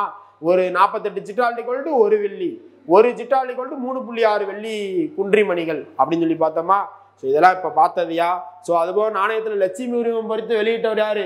கோரி மன்னர். அவன் முதல்நிலை சான்று முடிஞ்சிருச்சா? அடுத்து 2ஆம் நிலை சான்றுக்குள்ள போறான். சமய இலக்கியங்கள். கம்பராமாயணத்தை எழுதினவர் சேக்கிலாருன்னு சொல்ற அளவுக்கு ஜெனரல் நாலேஜ் வச்சிருக்கியப்பா அப்படின்னு சொன்னாங்க. ஒருத்தவர் சொன்னார், நீங்க பார்த்துருப்பீங்க ரீல்ஸ்ல. சேக்கிலாரின் பெரிய புராணம், கம்பராமாயணம் எழுதினவர் கம்பரு. 12 ஆழ்வார்களால் இயற்றப்பட்டு நாதமுனியால் துவக்கப்பட்ட 4000 திவ்ய பிரபந்தம் அப்பர், சம்பந்தர், சுந்தரர் ஆகியோரால் இயற்றப்பட்டு நம்பியாண்டார் நம்பியால் துவக்கப்பட்ட தேவாரம், மாணிக்க வாசகரின் திருவாசகம் ஆகியவை சோழர் கால பக்தி இலக்கியங்களாகும். அப்ப சோழர் கால பக்தி இலக்கியங்கள் என்னென்னு பார்க்குறோம். இப்ப ஃபர்ஸ்ட் நல்லா பாருங்கயா, கம்பராமாயணம், சேக்கிலார் எழுதிய பெரிய புராணம், 12 ஆழ்வார்களால் நன்கு கட்டப்பட்டது. என்னது பிரபந்தம் என்றால் நன்கு கட்டப்பட்டது என்று அர்த்தம். 4000 திவ்ய பிரபந்தம். ஓகேவா? ஸோ அதுக்கப்புறம் அப்பர், சம்பந்தர், சுந்தரர் அப்படின்னு 3 பேர் இருக்காங்க. ஸோ அப்பர்னால் திருநாவுக்கரசர்னால் ஒரே ஆள் தான். சம்பந்தர் திருஞான சம்பந்தர், சுந்தரர் இப்படி 3 பேரால் இயற்றப்பட்டது தேவாரம். ஓகேங்களா? தேவாரத்தை இயற்றியவர். ஓகேங்களா? ஸோ அதை பார்க்குறோம் இந்த இடத்துல. ஸோ அதுபோக மாணிக்க வாசகரின் திருவாசகம். ஜெயதேவர் ரொம்ப முக்கியமானது, ஃபேமஸான புக்கு. கீதா கோவிந்தம் தென்னிந்திய பக்தி இலக்கிய மரபின் தொடர்ச்சி ஆகும். ஜெயதேவரின் கீதா கோவிந்தம். கீதா கோவிந்தம் ஜெயதேவரின் முக்கியமான நூல். ஸோ அதுக்கப்புறம் பார்க்குறோம் கபீர்தாஸ். கபீர்தாஸ் அப்படின்றவர் ரொம்ப முக்கியமான ஆளு. ஸோ இது எஸ்ஏ எக்ஸாமில் கூட கபீர்தாஸை பற்றி கேட்டிருந்தாங்க. அது 11th ஸ்கூல் புக்கில் இருக்கு. ஓகேங்களா?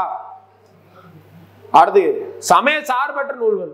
அப்ப சமய நூல்கள் பார்த்தோம். கீதா கோவிந்தம் ஜெயதேவர், கம்பராமாயணம் கம்பரு, சேக்கிலார் பெரிய புராணம், 4000 திவ்ய பிரபந்தம் 12 ஆழ்வார்களால் இயற்றப்பட்டு நாதமுனியால் துவக்கப்பட்டது.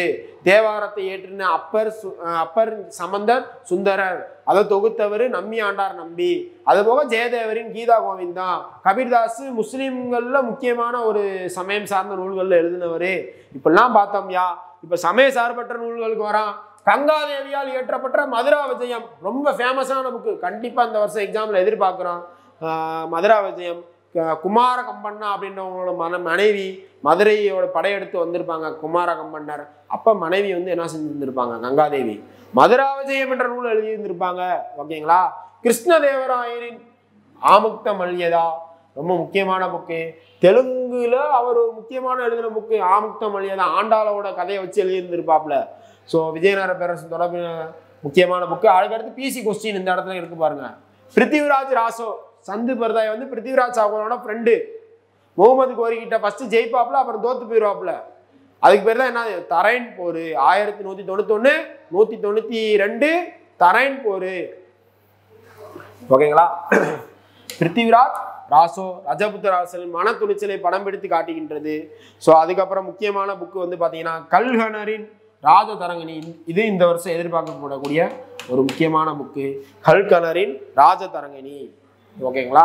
ஸோ அதுக்கப்புறம் 3 புக்கு பார்க்கணும் சமய சார்பற்ற நூல்களில். இது வரைக்கும் கங்காதேவி எழுதிய மதுரா விஜயம், ஸோ அதுக்கப்புறம் சந்து பெர்தா எழுதிய பிருத்திவிராஜ் ராசோ, அதுக்கப்புறம் கல்கனர் எழுதிய ராஜதரங்கிணி. ஓகேங்களா? ஸோ அது ரொம்ப முக்கியமான புக்கு. துருக்கிய படையெடுப்பின் போது நடந்தவை குறித்து இந்திய தரப்பா எழுதப்பட்ட புக்குகள் முக்கியமான. அடுத்த நூல்கள் வாழ்க்கை வரலாறுகள், சுயசரிதைகள் பார்க்குறோம். ஸோ அடிமை வம்சத்தை சேர்ந்த சுல்தான் நசுருதீன் மஹமூத்வால்.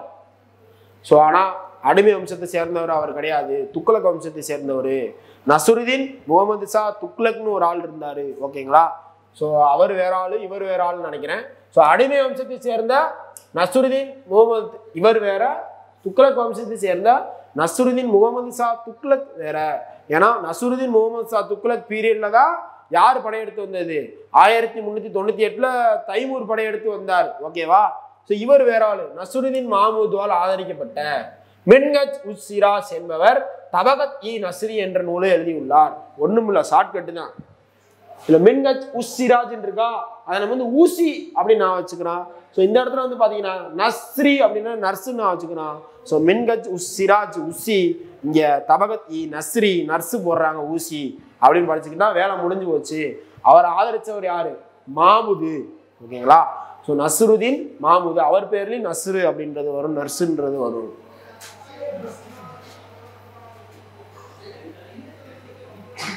தன்னை ஆதரித்த சுல்தானின் பேரே அவர் அந்த இதுக்கு வச்சிருவாப்ல. சோ கஜினி முகமது தான் இந்தியா மீது யார் வந்தாப்ல, 17 முறை படையெடுத்து வந்தாப்புல. அப்ப அவர் கூட வந்தவர் தான் யாரு? முக்கியமான ஆளு அல்பெருனி. அவர் கூட வந்தவர் கஜினி முகமதோட இந்தியா வந்தவர் தான் அல்பெருனி. ஓகேங்களா? ஸோ அது ரொம்ப முக்கியமான பாயிண்ட். ஸோ அதுக்கப்புறம் ஹஜன் நிசாமி என்பார் என்ன எழுதியிருக்காரு? தாஜ் உல் மா அசீர். ரொம்ப முக்கியமான புக்கு, இதுவும் ரொம்ப இம்பார்ட்டன்டான கொஸ்டின். ஸோ டெல்லி சுல்தானிய வரலாற்றை பற்றி கூறக்கூடிய முதல் வரலாற்று ஆய்வு நூல் இது, இந்த தாஜ் உல் மசீர் அப்படின்ற நூல். ஸோ அதை எழுதினவர் யாரு? ஹசன் நிசாமி. ஓகேங்களா? ஸோ தாஜ் உல் மா அசீர் அப்படின்றத எழுதினவர் யாரு? ஹசன் நிசாமி. ஓகேங்களா? ஸோ அதை பார்த்து வச்சுக்கோங்க, எழுதினார். ஸோ அதுக்கப்புறம் குத்புதீன் ஐபக் பற்றிய பல செய்திகளை இந்நூல் முன்வைக்கிறது. இந்நூலே டெல்லி சுல்தானியத்தின் வரலாற்றை கூறும் முதல் அரசு இசையப்பட்ட முதல் நூலாகும். அப்ப ரொம்ப முக்கியமான புக்குன்னு அர்த்தம். டெல்லி சுல்தானியத்தை பத்தி சொல்லக்கூடிய முதல் வரலாற்று நூல் எது? தாஜ் உல் மசீர். ஓகேங்களா? இது எஸ்எஸ்சி எக்ஸாம்ல அடிக்கடி கேட்கிற கொஸ்டின். ஸோ முகமது பின் துக்ளக்கின் அரசவை வரலாற்று ஆசிரியர் ஜியாவுதீன் பாரணி. இவர் எழுதின வரலாற்று தான் இபின் பதூதாவும் ஜியாவுதீன் பாரணி அப்படின்னவங்க 2 பேர் எழுதின வரலாற்றை தான் நம்ம இப்போ புக்கில் கொடுத்து வச்சிருக்கேன். அதான் நம்ம படிச்சுக்கிட்டு இருக்கோம். ஓகேவா? ஸோ அவர் எழுதின புக்கு என்னவா? தாரிக் இ பெரோசாகி என்னும் நூலை படைத்தார். இந்நூல் கியாசுதீன் பால்பன் முதல் பெரோசா துக்ளக் வரை கூறுகிறது. கியாசுதீன் பால்பன் யாரு? அடிமை வம்சத்துல முக்கியமான கடைசி ஆள் அவர் தான். ஸோ அப்ப கியாசுதீன் பால்பன் அடிமை வம்சம். அதுக்கப்புறம் கில்ஜி வம்சம் இருக்கு, ஜலாலுதீன் கில்ஜி இருக்காரு, அலாவுதீன் கில்ஜி இருக்காரு. அதுக்கப்புறம் துக்ளக் வம்சம் வந்துருச்சு. அங்க யார் வரா? கியாசுதீன் துக்ளக் வராரு. ஸோ அதுக்கப்புறம் யார் வரா? முகமது பின் துக்ளக் வராரு. ஸோ அதுக்கப்புறம் யார் வரா? பெரோசா துக்ளக் வராரு. இப்படி 7 அரசர்களுடைய பேர் வருது உள்ள, முக்கியமான அரசர்கள். இவங்க எல்லார் அவையில் இருந்தவர் தான் யாரு? அமீர் குஸ்ரு. ஸோ அப்படி இருந்தவங்களை பத்தி பெரோசா துக்ளக் வரைக்கும் எழுதியிருக்காரு. தாரிக்கி பெரோசாகி. ஸோ முக்கியமானது. தாரிக்கி என்றால் வரலாறு என்று அர்த்தம்னு இப்ப வரும் பாக்ஸ்ல பாருங்க. ஸோ அதுக்கப்புறம் பாருங்க, பெரிஸ்டாவின் தாரிக்கி பெரிஸ்டா. இப்போ பெரிஸ்டாக்கு பெரிஸ்டா தான், வேற வேலையே இல்லை. ஆனா யாரை பத்தி சொல்லுதுன்னு கேட்டா தெரியணுங்க. தாரிக்கி பெரோசாகி அப்படின்னா பெரோஸ் துக்ளக்கு, அவர் டெல்லி சுல்தானியத்தின் வரலாற்றை கூறுது. எங்க இருந்து? கியாசுதீன் பால்பன்ல இருந்து. பெரிஸ்டா, தாரிக்கி பெரிஸ்டா, இதுல யார் பேருன்னு சொல்லலையா? அப்ப முகலாயர்களின் எழுச்சி பற்றி கூறும் நூல் எது? தாரிக்கி பெரிஸ்டா. ஓகேவா? ஸோ அதுக்கப்புறம் பார்க்குறோம், தபகத் அப்படின்னா என்னதான்? அரேபிய சொல். தபகத் என்றால் அரேபிய சொல்லு. இது என்ன சொல்லுதான்? தலைமுறைகள் அல்லது நூற்றாண்டுகள் என்று பொருள். ஓகேங்களா? தலைமுறையா தபகத் தான் இருக்காங்க அப்படின்னு நான் வச்சுக்கோங்க, வேற வழி இல்லை. எனக்கு என்ன சொல்றதுன்னு தெரியல. ஸோ பார்த்துக்கலாம். அடுத்து தஜூப், பாரசீக சொல். தஜூப் சுயசரிதை என பொருள். ஓகேங்களா? தஜூப் தன்னை பத்தி தானே எழுதுறது தஜூக். ஓகேங்களா? தாரிக் அல்லது தாவூயிக் அப்படி என்பது அரேபிய சொல். ஸோ இதன் பொருள் வரலாறு. அப்ப தாரிக்கி பெரோசாகி அப்படின்னா என்னது? பெரோஸ் துக்ளக் வரைக்கும் நான் வரலாறு எழுதியிருக்கேன்டா அப்படின்னு சொல்றான். தாரிக் இ பெரிஸ்டா நான் எழுதியிருக்கேன்டா வரலாறு புத்தகம், அதுல முகலாயர்கள் எழுச்சி பத்தி சொல்லியிருக்கேன்டா அப்படின்னு சொன்னா தாரிக் இ பெரிஸ்டா. ஓகேங்களா?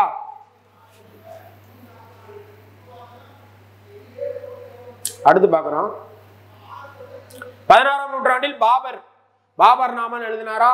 அதுக்கடுத்து அக்பர் அவையில இருந்து முக்கியமான ஆள் தான் யாரு? அபுல் பாசல். ஸோ அபுல் பாசல், அபுல் பைசின் 2 பேர் இருந்திருப்பாங்க, அண்ணன் தம்பி 2 பேருமே அக்பர் அவையில இருந்த நவரத்தினம். அஷ்ட பிரதான் வந்து சிவாஜிக்கு வருவாங்க. நவரத்தினங்கள் இது அக்பர் அவையில் இருந்த நவரத்தினங்கள்ல 2 பேருமே அண்ணன் தம்பி 2 பேர் இருந்திருக்காங்க. ஒன்று அபுல் பாசல், இன்னொன்று அபுல் பைசி. அதுல அபுல் பாசல் ரொம்ப பாசக்கார ஆளு. அவர் எழுதியிருக்காரு அயனி அக்பரி அக்பர் நாமா. பாபர் நாமா பாபரே எழுதினது. பாபர் நாமா யார் எழுதினது? பாபரே எழுதின புக்கு. ஓகேங்களா? அயனி அக்பரியும் அக்பர் நாமாவும் அக்பர் எழுத கிடையாது, அவருடைய ஃப்ரெண்டு அபுல் பாசல் எழுதினது. ஓகேவா? ஸோ இவர் இதெல்லாம் தேவையில்ல. அடுத்து வந்து பார்த்தீங்கன்னா தசுக்கி ஜஹாங்கிரி. பாபர் எழுதினது துசுக்கி பாபரி, பாபர் எழுதினது. அதை பாபர் நாமான் மொழிபெயர்ப்பு பண்ணவர் தான் யாரு? அவர் வேற ஆளு. ஓகேங்களா? அதாவது பைரம் கானோட மகன். ஓகேங்களா? ஸோ அதே மணிக்க இங்கே வந்து பாபர் நாமா எழுதினது பாபர் கிடையாது. பாபர் நாமா மொழிபெயர்க்கப்பட்ட நூல். பாபர் எழுதினது என்னது? துசிக் இ பாபரி. துருக்கிய மொழியில் எழுதுனா துசிக் இ பாபரி. அதே மாணிக்க ஜஹாங்கீர் எழுதுனது துசிக்கி ஜஹாங்கீரி. புரிஞ்சு போச்சா? பாபர் எழுதுனது துசிக்கி பாபரி, ஜஹாங்கீர் எழுதுனது துசிக்கி ஜஹாங்கீரி. ஓகேங்களா? முடிஞ்சா? சுயசரிதை நூல்கள். ஆனா அக்பர் நாம மட்டும் யார் எழுதல? அக்பர் எழுதல, அபுல் பாசல் எழுதிக்காரு. வேலை முடிஞ்சு அடுத்து போறோம். ஸோ அதுக்கடுத்து முக்கியமான புக்குன்னு பார்த்தோம்னா பரிசு கேட்கக்கூடிய புக்கு இது, நிஜாமுதீன் அகமது எழுதிய தபகத் இ அக்பரி. நல்லா பாருங்க, நிஜாமுதீன் அகமது எழுதிய தபகத் அக்பரி. நிஜாமுதீன் எக்ஸ்பிரஸ் அப்படின்னு ஒரு புக் இருக்கு தெரியுமா? நிஜாமுதீன் எக்ஸ்பிரஸ். இங்க நிஜாமுதீன் அகமதுன்னு இருக்கு. நிஜாமுதீன் எக்ஸ்பிரஸ் எப்படி போகும்? தபகத் தபகத்னு போகும் நிஜாமுதீன் எக்ஸ்பிரஸ். இங்க அகமதுன்னு இருக்கனால இங்க அக்பர்னு போட்டுக்கணும். ஓகேவா? நிஜாமுதீன் அகமத் என்றால் தபகத் இ அக்பர். ஓகேவா? ஸோ அதை பார்த்து வச்சுக்கோங்க. நிஜாமுதீன் அகமது என்றால் தபகத் இ அக்பர் என்று நூல் எழுதப்பட்டது. அபுல் பாசலின் மிகப்படுத்தும் கூடும்பாங்க, அதெல்லாம் நம்மளுக்கு தேவையில்ல பிசிஎஸ்சி எக்ஸாமுக்கு. ஸோ அதுக்கடுத்து தாரிக்கி பதானி. தாரிக்னால என்னன்னு சொன்னா வரலாறு அப்படின்னு சொன்னா. ஓகேங்களா? தபகத் என்றால் என்ன? தபகத் என்ற அரேபிய சொல்லுக்கு என்ன பொருள்? தலைமுறைகள் அல்லது நூற்றாண்டுகள் என்று பொருள். தாரிக் அல்லது தாகுயிக் என்ற அரேபிய சொல்லுக்கு வரலாறு என்று பொருள்னு பார்த்தோமா? ஓகேங்களா? தஜுக் என்ற பாரசீக சொல்லுக்கு என்ன அர்த்தம்? தஜுக் என்ற பாரசீக சொல்லுக்கு சுயசரிதை என்று பொருள். பாக்ஸ்ல பார்த்தோம்ல இப்ப. ஸோ அப்ப தாரிக்கி பதானி என்றது பதானியின் வரலாறு. ஸோ 1595 வெளியிடப்பட்ட இந்நூல் 3 தொகுதியிலே கொண்டது. பயணிகளின் பயண நூல்களும். பயணிகளும் பயண நூல்களும். ஸோ 11ஆம் நூற்றாண்டில் தமிழகத்தில் பாண்டிய அரசு வலிமை வாய்ந்த சக்தியாக மாறிக்கொண்ட பொழுதில் யார் வந்தாங்கன்னா மார்க்கோ போலோ அப்படின்றவர் வராரு. மார்க்கோ போலோ காயலுக்கு 2 முறை வந்திருக்காரு. எந்தெந்த வருஷம்? 1693 வந்திருக்காரு, 1688 வந்திருக்காருன்னு நினைக்கிறேன். 2 வருஷம் வந்திருக்காரு. ஓகேங்களா? காயலுக்கு. இந்த வருஷத்துல நம்ம கேட்க போற கிடையாது. ஓகேங்களா? அதனால நீங்க படிக்க வேணாம், சும்மா சொல்றேன். அந்த காலகட்டத்தில் வந்திருக்காரு அப்படின்னு சொல்லி. அப்ப அவர் அப்ப இங்க மதுரை ஆட்சி செஞ்சு கொண்டு இருந்த பாண்டிய மன்னன் யாரு? முதலாம் மாரவர்ம குலசேகரன் அப்படின்ற மன்னர் தான் என்ன செஞ்சுக்கிட்டு இருந்தாரு? மதுரை ஆட்சி செய்து கொண்டிருந்தாரு. மார்க்கோ போலோ இத்தாலியில ஒரு பகுதி தான் வெனிஸ். ஸோ இத்தாலியில இருந்த வெனிஸ் பகுதியில இருந்து வந்தவர் மார்க்கோ போலோ. ஓகேங்களா? ஸோ அப்படி வந்தவர் தான் இவரு. ஸோ 13ஆம் நூற்றாண்டு டயத்துல வந்தவர் மார்க்கோ போலோ. அவர் நிறைய வந்து எழுதிட்டு போனதுதான் வெளியூருக்காரங்க உள்ள வர்றதுக்கு ஒரு தூண்டுகோலா இருந்திருக்கு. இவங்கனாலதான் வெள்ளைக்காரங்க உள்ள வந்தது. ஐரோப்பியர்கள் உள்ள வர்றது காரணம் இவங்க எழுதின புக்கு தான். இதெல்லாம் படிச்சுட்டு போய் தானே வராங்க. ஸோ அவர் அரேபியாவிலிருந்தும் சீனாவிலிருந்தும் கப்பல் வந்துச்சு, குதிரையெல்லாம் இறக்குமதி ஆச்சு, அப்படி இப்படி உருட்டி விட்டாப்புல. ஸோ அதை பார்க்கணும். அடுத்து கஜினி மஹமூதின் ஒரு படையெடுக்கும் போதுதான் யார் வந்திருக்கா? அல்பெர்னி வந்திருக்காரு. இவங்க மார்க்கோ போலோ வந்திருக்காரு, இங்க அல்பெர்னி வந்திருக்காரு. ஸோ 11ஆம் நூற்றாண்டுல வராரு அல்பெர்னி. அப்ப அவரும் 11ஆம் நூற்றாண்டு சேர்த்துல 13ஆம் நூற்றாண்டுல அவர் வராரு. இவர் 11ஆம் நூற்றாண்டுல வராரு அல்பெர்னி. ஏன்னா கஜினி 11ஆம் நூற்றாண்டுல தானே படையெடுத்து வந்தாரு. கஜினி படையெடுப்பு 1001 இருந்து 1027 வரைக்கும் எத்தனை முறை படையெடுத்து வந்திருக்காரு? 17 முறை படையெடுத்து வந்திருக்காருங்க. அதுல கடைசியா சோமநாதபுர கோயில் படையெடுப்பு அப்படின்னு சொல்லி நீங்க படிச்சிருந்திருப்பீங்க. இப்ப 17 முறை படையெடுத்து வரும்போது கஜினி அல்பெர்னின்ற ஒரு ஆளை கூட்டு வந்திருக்காரு. ஸோ அவர் எழுதின புக்கு தான் என்னது? தாகுயிக் ஹூ ஹிந்த்.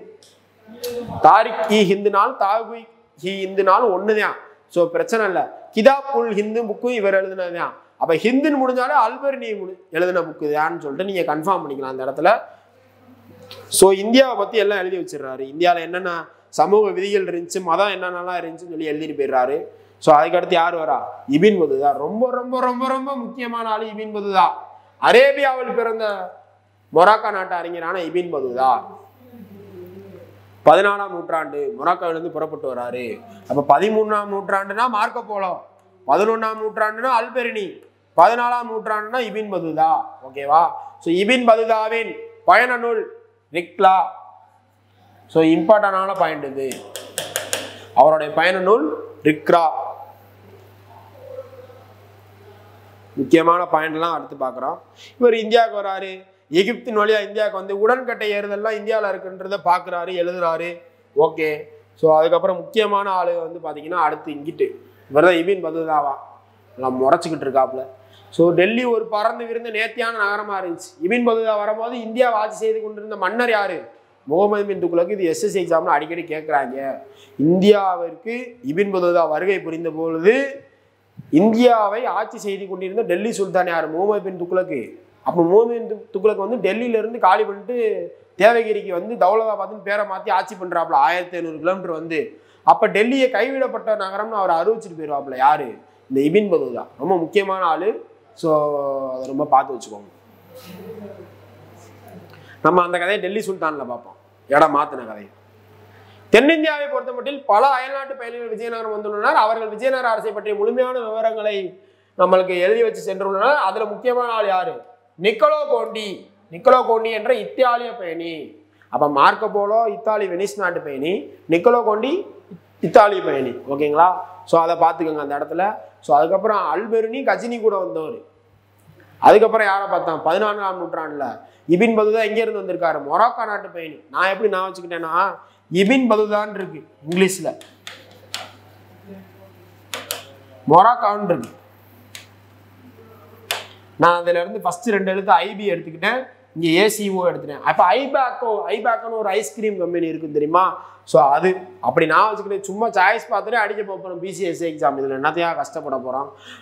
நிக்கோலோ கோண்டி இத்தாலிய பயணி 1420 விஜயநகருக்கு வந்தார். ஸோ அதுக்கப்புறம் ஹீரட் நகர், மத்திய ஆசியாவின் ஹீரட் நகர்ல இருந்து செங்கிஸ்கான் அரசவை இருந்த இடம் அது. அங்கேருந்து யார் வந்திருக்கா? அப்துல் ரசாக் வந்திருக்கா. மத்திய ஆசியானா ரஷ்யா நாட்டு பயணி யாரு? ரஷ்யா நாட்டு பயணி யாரு? அப்துல் ரசாக். ரஷ்யா நாட்டு பயணி ரசாக். ஓகேவா? ஸோ 1443 ரஷ்யாவிலிருந்து ரசாக் என்பவர் அப்துல் ரசாக் வந்திருக்காரு. அதுக்கடுத்து போர்த்துகீசிய பயணி டோமிங்கோ பயஸ். கிருஷ்ணதேவராயர் பீரியட்ல வந்தார் டோமிங்கோ பயஸ். ஓகேவா? ஸோ 1522 இந்நகருக்கு வருகை தந்தார். அப்போ 3 பேர் இந்த இடத்துல படிக்கிறீங்க. யார் யாரு? நிக்கோலோ கோண்டி, அதுக்கப்புறம் அப்துல் ரசாக்கு, அதுக்கப்புறம் டோமிங்கோ பயஸ். 3 பேரை படிக்கிறீங்க. ஸோ பார்த்து வச்சுக்கோங்க. இதோட அந்த பாடம் முடியுது. இதில் பாட சுருக்கத்தில் பார்க்குறோம். பாட சுருக்கத்தை வச்சு பார்க்கும்போது 700 முதல் 1000 வரை, 1200 வரை தொடக்க இடைக்காலம், 1200 1700 வரை பின் இடைக்காலம் இந்தியா வரலாறு. சான்றுகள் பார்த்தோமா? முதல்நிலை சான்றுகள் என்னெல்லாம் பார்த்தோம்? முதல்நிலை சான்றுகளில் பொறிப்புகள் பார்த்தோம், அதில் கல்வெட்டுகள் செப்பு பட்டைகள் இருக்கு. ஸோ அதுக்கப்புறம் நினைவு சின்னங்கள் பார்த்தோமா? பொறிப்புகள் பார்த்தோம், நினைவு சின்னங்கள் பார்த்தோம், நாணயங்கள் பார்த்தோம். இதில் முதல்நிலை சான்றுகள். 2ஆம் நிலை சான்றுகள் என்னெல்லாம் பார்த்தோம்? இலக்கியங்கள் பார்த்தோம். அதுல சமயம் சார்ந்த இலக்கியங்கள், சமயம் சாராத இலக்கியங்கள் பார்த்தோமா? ஸோ அதுக்கப்புறம் வாழ்க்கை வரலாற்று நூல்கள் பார்த்தோமா? சுயசரிதைகள் பார்த்தோமா? பயணிகள் வந்த பயண குறிப்புகள் பார்த்தோமா? இதெல்லாம் 2ஆம் நிலை சான்றுகள். ஓகேங்களா?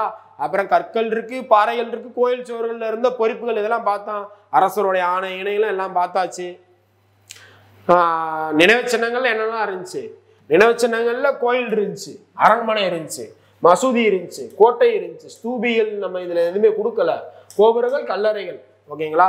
இல்துமிஷோட கல்லறை அதெல்லாம் இருக்கு. இல்துமிஷ், அலாவுதீன் கில்ஜி இவங்கெல்லாம் நம்ம இனிமேல் பார்க்க போறோம். அவங்களோட நாணயங்கள் மட்டும் இங்க பார்த்தோம். அலாவுதீன் கில்ஜியின் தங்க நாணயம், இல்துமிஷின் ஜிட்டால் என்ற செம்பு நாணயம், டங்கா என்ற வெள்ளி நாணயமும், 48 ஜிட்டால் ஈக்குவல் டு 1 வெள்ளி நாணயம், 1 ஜிட்டால் ஈக்குவல் டு 3.6 வெள்ளி குன்றிமணிகள் அப்படின்னு பார்த்தோமா? அரேபிய பாரசீக பயணிகள் வந்தாங்கன்னு பார்த்தோமா? ஸோ அரேபிய பயணிகள்னு வச்சு பார்க்கும்பொழுது யாரும் இல்லை அந்த மாதிரிக்க. ஆனால் பாரசீக பயணிகள் நிறையா இருந்தாங்க. ஸோ இப்போ உதாரணத்துக்கு பார்த்தோம்னா யாரெல்லாம் வரிசையாக அந்த இடத்துல சொல்லிடுவோமே. ஸோ ஃபஸ்ட்டு வந்தவர் மார்க்கோ போலோ தான் ஃபஸ்ட்டு பார்த்தது. 13ஆம் நூற்றாண்டு புக்கு வைஸ் பார்க்குறோம். 11ஆம் நூற்றாண்டு அல்பெர்னி பார்க்குறோம். 14ஆம் நூற்றாண்டு இபின் பதுதா பார்க்குறோம். மார்க்கோ போலோ இத்தாலி வெனிஸ் நாட்டு பயணி. 11ஆம் நூற்றாண்டில் வந்த அல்பெர்னி கஜினி கூடயே வந்தார், கஜினியிலிருந்தே வந்தார். அதுக்கப்புறம் 14ஆம் நூற்றாண்டில் வந்து இபின் பதுதா மொராக்கோ நாட்டு பயணி. ஸோ அதுக்கப்புறம் இந்த பக்கம் பார்த்தா நிக்கோலோ கோண்டி இத்தாலிய நாட்டு பயணி. ஸோ அவர் வந்து வராரு. ஸோ அதுக்கப்புறம் வந்து பார்த்தீங்கன்னா அப்துல் ரசாக் வராரு, ரஷ்யா அதாவது மத்திய ஆசியால இருந்து வராரு. அதுக்கப்புறம் டோமிங்கோ பயஸ் போர்த்துகீசிய பயணி டோமிங்கோ பயஸ் விஜயநகர பீரியட்ல 1522 வராரு. இதெல்லாம் பார்த்தோம்மாங்க. புக் பேக் பார்க்குறோம். இதுக்கு ஆன்சர் என்னது? பொறிப்புகள். பொறிப்புகள் தானங்க பார்த்தோம். கல்வெட்டு இதெல்லாம் பார்த்தோம்ல, செப்பு பட்டயம். கோயில்களுக்கு கொடையாக வழங்கப்பட்ட நிலங்கள் என்ன அழைக்கப்பட்டுச்சு? தேவதானம் என்று அழைக்கப்பட்டுச்சு. அப்ப பிரம்மதேயம்னா என்னது? பிராமணர்களுக்கு கொடையாக வழங்கப்பட்ட இடம் பிரம்மதேயம். சாலபோகம்னா என்னது? கல்வி நிலையங்களுக்கு பராமரிப்பதற்காக வழங்கப்பட்ட இடங்கள் சாலபோகம். வேளாண் வகைனா என்னது? பிராமணர் அல்லாத மக்களுடைய உடைமையாக கொண்ட நிலங்கள் வேளாண் வகை. மிஸ் ஆனது என்னது? இதுல பள்ளிச்சந்தா. சமண சமயங்களுக்காக கொடுக்கப்பட்டதே என்னது? பள்ளிச்சந்தா. அப்ப இந்த கொஸ்டின் முடிஞ்சிருச்சா? ஸோ அதுக்கப்புறம் டேஸ்களின் காலம், பக்தி இலக்கியங்களின் காலம் என்ன தமிழ்நாட்டில் அறியப்படுகிறது? சோழர்களின் காலம். அப்ப சோழர்கள்ல பக்தி இலக்கியம் என்னெல்லாம் இருந்துச்சு? கம்பராமாயணம் இருந்துச்சு, சேக்கிலாரின் பெரிய புராணம் இருந்துச்சு. ஸோ அதுக்கப்புறம் வந்து பாத்தீங்கன்னா 12 ஆழ்வார்கள் இயற்றிய நாதமுனியால் தொகுக்கப்பட்ட 4000 திவ்ய பிரபந்தம் இருந்துச்சு. அதுக்கப்புறம் 3 நாயன்மார்கள், அப்பர், சம்பந்தர், சுந்தரர் எழுதிய தேவாரத்தை தொகுத்தவர் யாரு? நம்பி ஆண்டார் நம்பி. அதுக்கப்புறம் ஜெயதேவரின் கீதா கோவிந்தம். இதெல்லாம் பார்த்தோமா சமயம் சார்ந்த நூல்கள். விஜயநகர அரசர்கள்ல விஜயநகர பேரரசு பீரியடில் எழுதப்பட்ட மதுரா விஜயம், கங்காதேவி எழுதிய மதுரா விஜயம் பார்த்தோமா. ஸோ அதுக்கப்புறம் விஜயநகர பேரரசு முக்கியமான அரசனான கிருஷ்ணதேவராயர் எழுதப்பட்ட ஆமுக்த மல்யதா என்ற புத்தகத்தை பார்த்தோமா. ரொம்ப முக்கியமான புத்தகம். முதல் டெல்லி சுல்தான் பற்றிய தகவலை கூறும் நூல் ஆகும் எது? ஸோ பார்க்குறோம் சாய்ஸ்ல. உங்களுக்கே தெரியும், நான் அடிக்கடி சொன்னேன், தாஜ் உல் மா அசீர். தாஜ் உல் மா அசீர் எழுதினவர் யாரு? ஹசன் நிசாமி. ஓகேவா?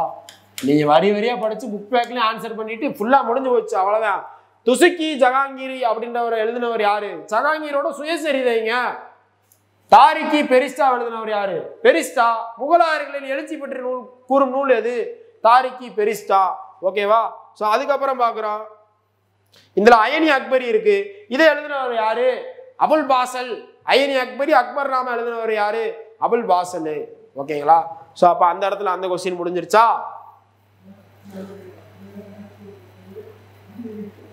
ஸோ அதுக்கப்புறம் அரேபியாவில் பிறந்து இந்தியாவிற்கு வந்த மொராக்கோ நாட்டு பயணி அறிஞர் யாரு? ஸோ மொராக்கோ, ஐபாக்கோ. அப்ப ஐபின்னு வந்தா Ibn Battuta. So okay. Marco Polo எங்க இருந்து வந்தாரு? இத்தாலி நகரம் வெனிஸ் பகுதியிலிருந்து எங்க வந்தார்? பாண்டியர் ஆட்சி செஞ்ச முதலாம் ஆரவர்ம குலசேகரன் ஆட்சி செஞ்சப்ப வந்தார் 13ஆம் நூற்றாண்டில். அப்புறம் அல்வெர்னி எப்போ வந்தார்? 11ஆம் நூற்றாண்டில் கஜினி முகமது படையெடுப்போ போது வந்தார் அவர் கூட. அவர் என்னென்ன புக் எழுதினார்? தாகுயிக் ஹிந்தி எழுதினார், கிதாப் உல் ஹிந்தி எழுதினாரு. ஓகேங்களா? ஸோ அதுக்கப்புறம் டோமினியோ பயஸ் யார் காலத்தில் வந்தார்? 1522 விஜயநகர பீரியட் அப்போ வந்தாரு. ஓகேங்களா? ஸோ அதுக்கப்புறம் பார்க்குறோம், கல்வெட்டு ஒரு பிரம்மதேய கிராமத்தின் நிர்வாகம் குறித்து விவரித்து கூறுகிறது. உத்திரமேரூர் கல்வெட்டுன்னு வச்சுக்கோங்களேன்.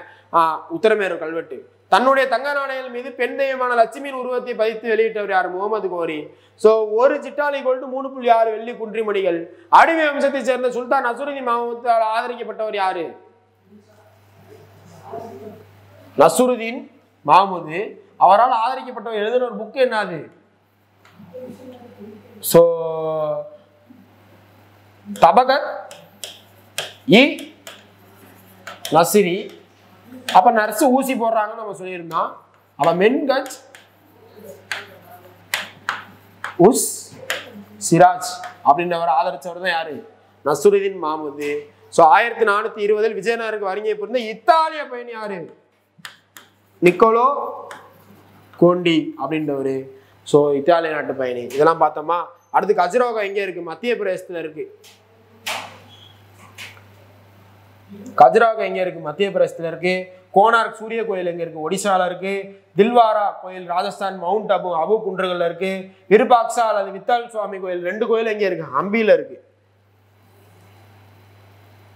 அடுத்து சரியா தவறா பாக்குறோம். பள்ளி சந்தம் என்பனா சமண சமயம். பள்ளி சமண பள்ளி. ஓகே ரைட் போடு. நாணயங்கள் உள்ள உலோகங்களின் கலவை பேரரசின் அரசியல் நிலை குறித்த தகவலை நமக்கு அளிக்கிறது. அவன் எந்த உலோகத்தை பயன்படுத்தினானோ அதை வச்சுதான் அவனோட அரசோடைய தரம் குறிப்பிடப்படுது. ஸோ அப்போ அது ரைட்டு. தாமிரத்தின் விலை அதிகமாக இருந்ததால் அரசு ஆணைகளை அரசவை நிறுவனங்களையும் பதிவு செய்வதற்கு குழந்தை செலவான பழையவர்கள் பயன்படுத்தினால 13ஆம் நூற்றாண்டுல பார்த்தோம்ல. டோமினியோ பயஸ் என்னும் போர்ச்சுகீய பேசு விஜயநகர பேரரசு தான் வந்தார். அப்ப இது தப்பு. ஸோ ஆனா வருஷம் கரெக்ட். விஜயநகர பேரரசுக்கு வந்தாரா? அப்ப தப்பா? முகமது கோரி தனது தங்க நாணயில் பெண் தெய்வமான லட்சுமி உருவத்தை பொறித்தாரா ரைட்டா. அடுத்து துருக்கிய படையெடுப்பாளர் மத விஷயம் தாராள மனப்பான்மை கொண்டவராக இருந்தாரா ரைட்டா. அப்ப கூற்று காரணம் சரியான விளக்கமா ஓகேவா. டக்குன்னு போடணும்யா கொஸ்டினை. மதுராவதியத்தை எழுதுனது கங்கா தேவியா ரைட்டா. அபுல் பாசல் எழுதின ஐனி அக்பரியா ரைட்டா போடு.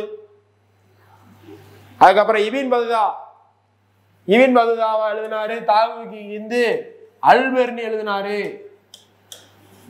இபின் பதுதாவோட பயன் நூல் என்னது ரிக்லா. முடிஞ்சா ஈஸியா படிச்சு தூக்கி போட்டு போய்கிட்டே இருக்கலாம் அந்த பாடத்தை.